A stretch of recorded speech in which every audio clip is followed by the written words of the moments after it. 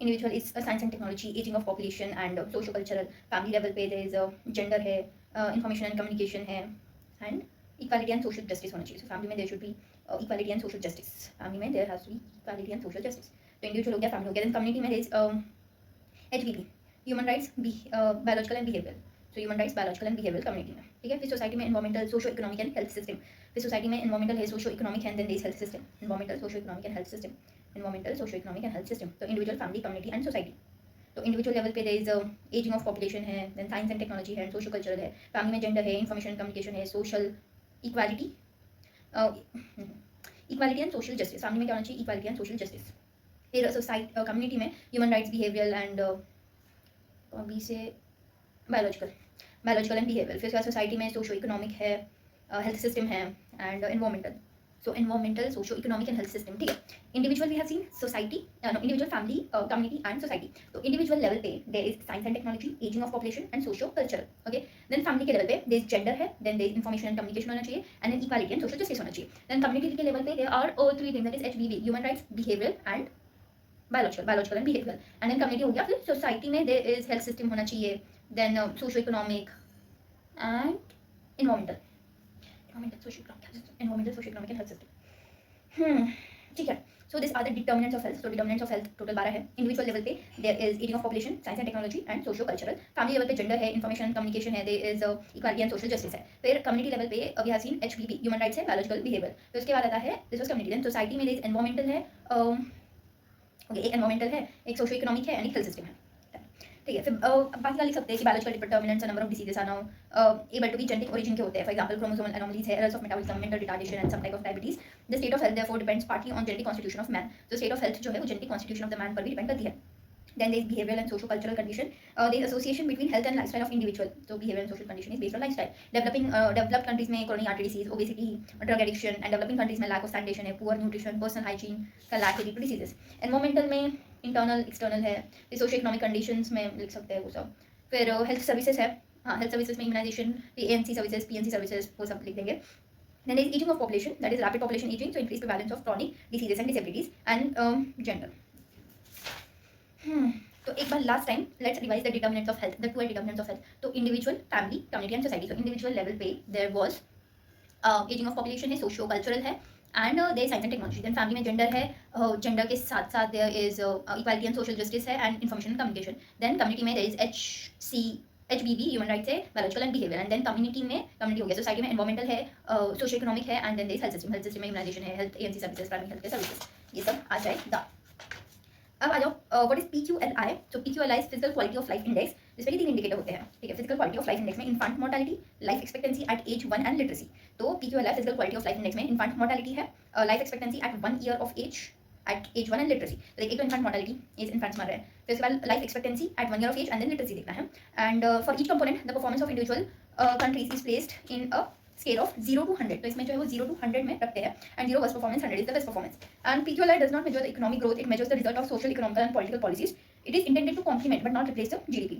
And ultimate objective is to reach the PQLI of 100. Oil-rich countries of Middle East with very high per capita income do not have a very high PQLI, but Sri Lanka and Kerala have a very high PQLI. तो PQLI में 3 चीज़ें क्या याद रखनी है. ये सबसे पहले infant mortality है, then life expectancy at age 1 and literacy है. तो Middle East countries and oil-rich countries, they do not have very high PQLI, but Sri Lanka and Kerala have very high PQLI.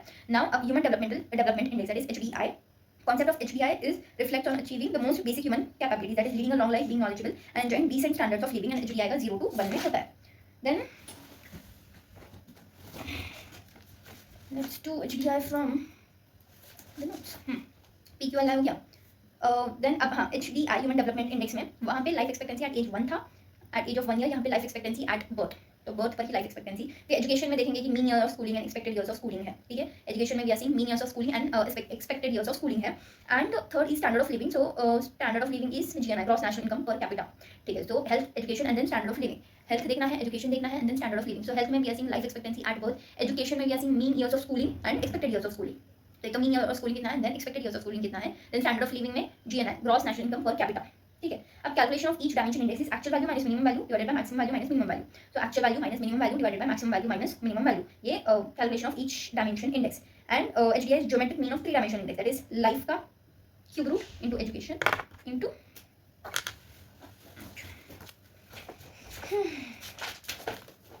So HDI is actual value minus minimum value, maximum value minus minimum value, minus minimum, maximum minus minimum. ठीक है. So HDI is I of index of life का cube root into index of education का cube root into index of stand income का cube root. So life, education and income, health भी बोल सकते हैं उसको, health, education and standard of living, that is income. ठीक है. तो PQLI एंड HDI के तीन चीज़ें पता होनी चाहिए. PQLI सबसे पहले तो उसमें इन्फांट मॉर्टेलिटी देख रहे हैं, इसलिए life expectancy at age of 1 year, and उसके साथ साथ लिटरेसी रेट देख रहे हैं, एंड 0 to 100 में होता है ना. HDI human development index is completely different. उसमें सबसे पहले हेल्थ में we are seeing life expectancy at 0, education में mean years of schooling and expected years of schooling देख रहे हैं, and then standard of living में we are seeing the income that is gross national income GNI per capita. ठीक है. तो there is minimum value and maximum value होता है उसका. तो हेल्थ का I don't know why minimum value is, ठीक है, health. So this is dimension, this is indicator, minimum value and this maximum value. So health में life expectancy at birth तो 20 and 83.2. Education में mean years of schooling and expected years of schooling. Mean year 0 0 and this is 13.2, 20.6, 13 and 20. And standard of living, ठीक है. तो value 0 से 1 के बीच में आता है, एंड इंडिया का 0.67 है. टॉप रैंकिंग में there is Australia and Switzerland. So there is Australia and Switzerland. Medium is India, and bottom में Niger and Sudan. So living standard is compared with different countries by HDI, and IHDI is inequality adjusted HDI. HDI measures the achievements in basic dimensions of human development. What is IHDI? Is inequality adjusted HDI. Inequality adjusted HDI, and human poverty index is complementary to HDI. तो बस याद रखना है कि PQLI में and HDI में क्या क्या है. सो PQLI में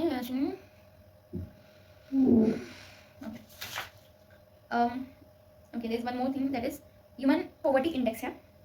So it measures deprivation of basic dimensions in a country. तो human poverty index क्या मेजर करता है? deprivation of basic dimensions in a country. ठीक है. तो उसमें it takes into account school dropout rate and illiteracy rate. तो school dropout rate and illiteracy rate. school dropout हो गया तो illiterate तो रहेगा ही. फिर पानी नहीं मिला तो there is no safe water, no sanitation.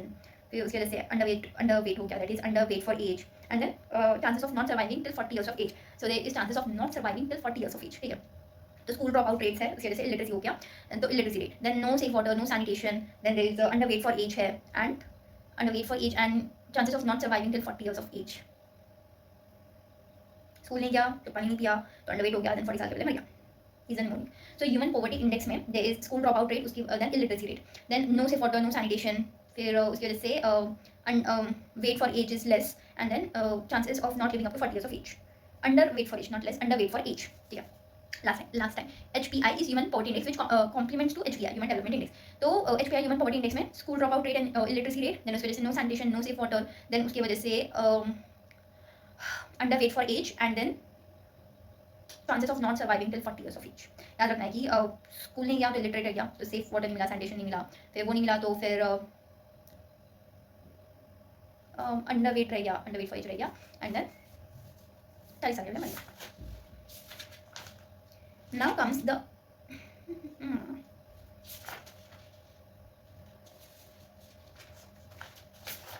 this is quite boring, but let's do it. तो एपिडेमियोलॉजिकल ट्रायल में क्या है?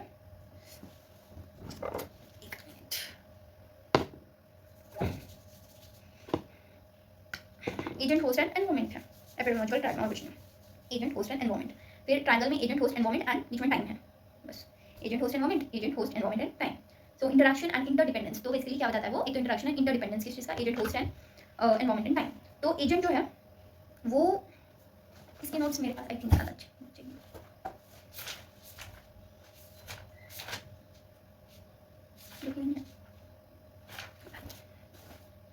ठीक है. तो एजेंट क्या है? लिविंग और non living whose presence or absence may initiate the disease process. एक तो लिविंग हो सकता है, नॉन लिविंग हो सकता है. whose presence or absence it may initiate a disease process. cause of disease क्या हो सकता है? एजेंट, बायोलॉजिकल एजेंट हो सकता है, viruses, bacteria, fungi, protozoa.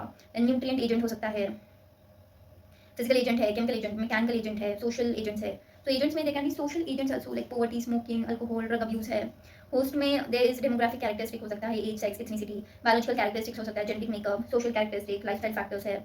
And environment में surrounding that allow the disease transmission, physical environment, biological environment, psychological. देख agent में we are seeing nothing but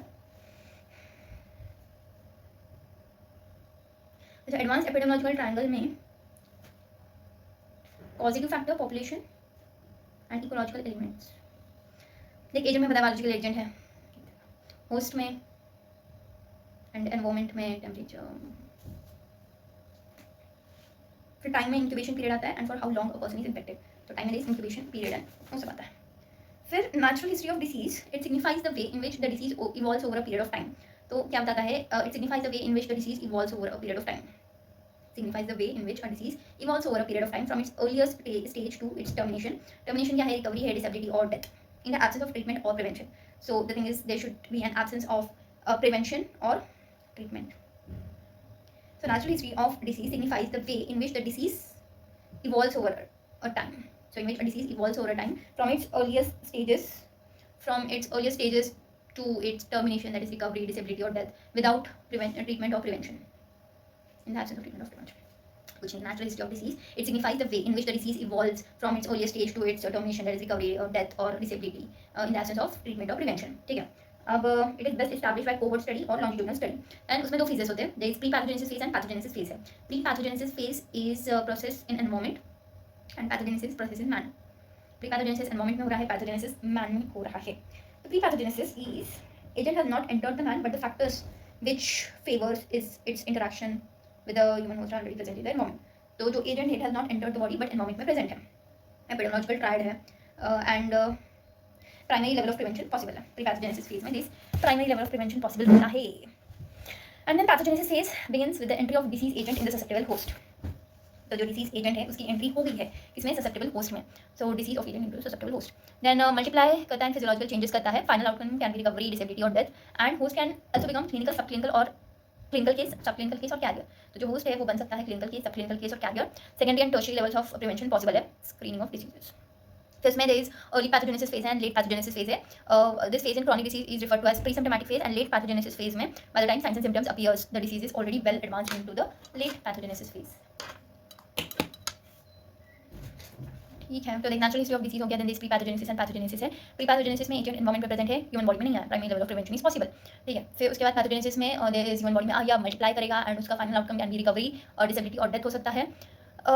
then उसके बाद पैथोजेनेसिस में secondary and tertiary level of prevention है possible. Then उसमें early pathogenesis phase and late pathogenesis phase है। Chronic diseases में उसको बोलते हैं प्री सिम्प्टोमेटिक एंड इसको बोलते हैं साइंस एंड सिम्टम्स अपीयर हो जाते हैं। सो लेट्स डू दिस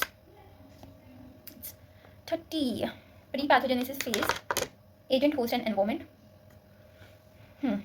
फिर early pathogenesis and late pathogenesis, तो agent enters the host and agent host interaction हो रहा है, एंड लेट पैथोजेनेसिस फेज में साइंस एंड सिम्टम्स आ रहे हैं, एंड देन इलनेस से रिकवरी, डिसेबिलिटी और डेथ है। Primary level of prevention, secondary and tertiary level of prevention. अब मोड्स ऑफ इंटरवेंशन क्या क्या है कि प्राइमरी लेवल में health promotion and specific protection. So एक तो आइदर हेल्थ प्रमोशन कर सकते हैं, specific protection, health promotion specific protection. फिर और सेकेंडरी में अर्ली डायग्नोसिस एंड ट्रीटमेंट है, एंड टर्शियरी में रिहैबिलिटेशन एंड डिसेबिलिटी लिमिटेशन। तो मोड्स ऑफ इंटरवेंशन में प्राइमरी में क्या आ जाएगा is health education and specific protection, secondary में अर्ली डायग्नोसिस ट्रीटमेंट, टर्शियरी में disability something and rehabilitation, disability limitation. So let's write it down. So there is nothing कि एक प्री पैथोजेनेसिस फेज है and there is a pathogenesis phase है। फिर इसमें early pathogenesis and late pathogenesis, this is known as pre symptomatic and this is symptomatic. तो यहाँ पे we can see there is agent, host and environment. So your agent enters the host and there is agent host interaction होता है। फिर उसके बाद एक तो साइंस एंड सिम्टम्स आता है, and then there is illness. Illness में then there can be recovery है, डिसेबिलिटी है और डेथ कैन अकर। फिर उसके बाद लेवल ऑफ प्रिवेंशन, ये क्या था, डिसीज प्रोसेस। तो disease process, then there is level of prevention, primary, secondary, tertiary. Then come the modes of intervention, health promotion, specific protection, early diagnosis and treatment, and यहाँ पे disability limitation and rehabilitation. Symptomatic नहीं बोलेंगे, बस ऐसी है, बस ये बना के आना है। And it signifies the way in which the disease evolved itself from its earliest phase to its termination, that is recovery, disability and death without in the absence of medicine. Pathogenesis, early pre-pathogenesis, pathogenesis, early pathogenesis late में pre-symptomatic है। Agent host and environment है, agent enters the host and then agent host interaction होता है। फिर उसके बाद signs and symptoms है, illness है, recovery, disability, death है। फिर levels of prevention, primary, secondary, tertiary, फिर modes of intervention, health promotion, specific protection, early diagnosis, treatment, and then there is disability limitation and rehabilitation.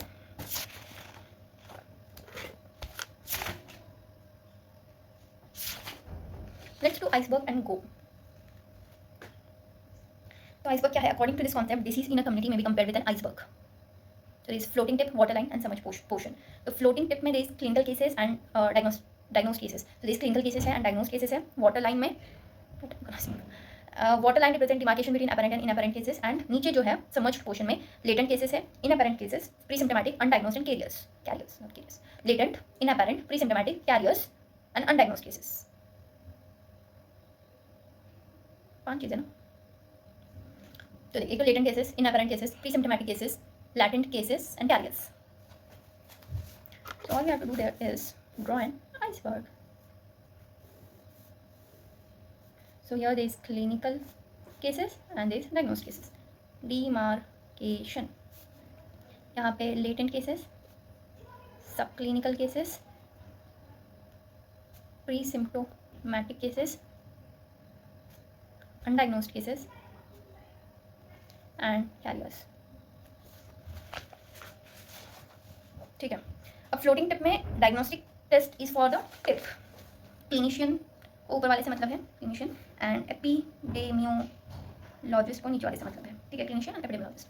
Diagnostic test, screening test. So diagnostic test is, यहाँ पे tip है. Okay, so tip के लिए they are diagnostic test, and submerged portion यानी कि hidden part के लिए they are screening test.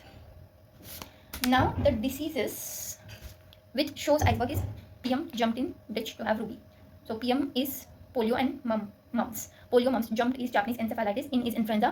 Ditch is diphtheria and typhoid. Who is typhoid? Have is HAV, hepatitis A and hepatitis B virus. To have ruby is rubella. PM jumped in ditch to have ruby. PM polio, mumps. Jumped is Japanese encephalitis. In is influenza. Jumped in ditch. Ditch is diphtheria. 2 is typhoid. Have is hepatitis A, hepatitis B virus. Ruby is rubella. And diseases which do not show iceberg phenomena is TRM. जैसे TRP होता है वैसे TRM है, tetanus, rabies and measles. Okay, so diseases which shows iceberg phenomena is PM jumped in ditch to have Ruby, PM is polio and then mumps, jumped in influenza, ditch is diphtheria, 2 is typhoid, have is hepatitis A, hepatitis B virus, Ruby is rubella. Then diseases which do not show iceberg phenomena is TRM, tetanus, R से क्या है, rubella तो हो गया, M से there is measles, R से there is rabies. Okay, bye.